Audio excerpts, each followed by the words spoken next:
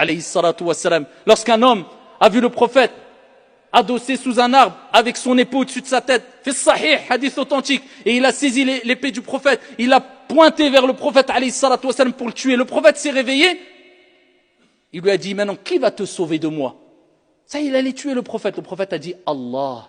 Il a tremblé, l'épée est tombée, le prophète a pris l'épée, il l'a pointé vers lui, il lui a dit, maintenant qui va te sauver? Il a dit, ya Rasulallah, sois meilleur preneur, laisse-moi en vie. Il lui dit, d'accord, je te laisse en vie. Il est parti. Il est parti vers son peuple, cet homme-là qui voulait tuer le prophète alayhi salatu wassalam. Et il a dit, Ji'tukum min khayrin nas, Muhammad ibn Abdillah. Je suis venu alors que j'étais avec la meilleure des personnes, Muhammad, fils de Abdullah, alayhi salatu wassalam.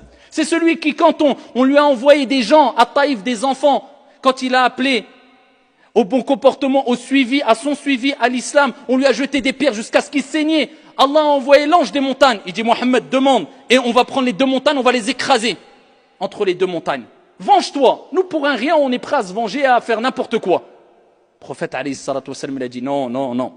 J'espère que sortira de leurs reins, ces gens-là qui m'ont fait du mal, des gens, un peuple qui adorera Allah subhanahu wa ta'ala sans rien lui associer. Alayhi salatu wassalam. À Taïf, et allez maintenant en Arabie Saoudite à Taïf, et vous verrez les gens qui sont là-bas qui adorent Allah sans rien lui associer. Alayhi salatu wassalam. C'est celui, alayhi salatu wassalam, qui, combien de gens ont voulu lui faire du mal, le torturer, toujours il répondait avec sagesse, perspicacité. Ça ne veut pas dire que c'était une personne faible, mais il montrait sa force à travers son calme. Et il ne répondait pas avec les émotions comme nous aujourd'hui. Dès qu'il y a une émotion, on se précise. Non, il voyait loin. Il était intelligent, sage. Alayhi afdalus salati wa skatassim. Vous avez certes dans le messager d'Allah un excellent exemple. Et aimer le prophète, c'est le suivre. Dis, si vous aimez Allah, suivez-moi. C'est quoi suivre le prophète? Le suivre, pas que dans son apparence physique. Il y a des gens, ils ont limité ça. Mon frère, regarde, j'ai une barbe, le prophète avait une barbe.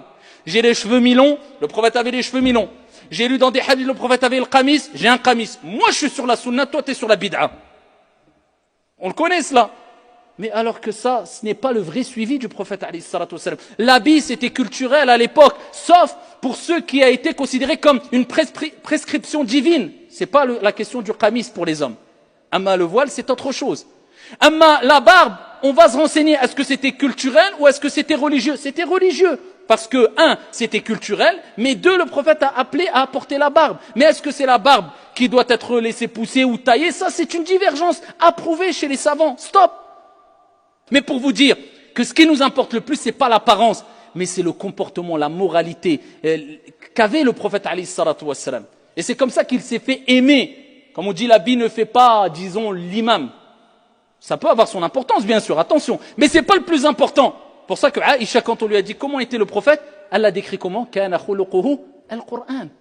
Elle a dit son comportement c'était le Coran, c'est-à-dire que toutes les prescriptions divines qu'il y a dans le Coran, il les mettait en application. C'était quelqu'un qui gagnait les cœurs, qui attirait, jusqu'à ce qu'aujourd'hui, alors qu'à son époque il n'y avait ni caméra, ni YouTube, ni Facebook, ni je ne sais quoi pour se faire connaître, personne ne l'a vu, tout le monde rêverait de le voir, ne serait-ce que 5 secondes, alayhi salatu wassalam, les plus riches parmi les musulmans, ceux qui ont les plus beaux palais, les plus grands des rois parmi les musulmans, disent, quand on dit Mohammed, ils disent sallallahu alayhi wa sallam, et ils rêveraient de le voir, alayhi salatu wa sallam. Il est aimé, suivi, connu par des milliards de musulmans. Comment a-t-il fait?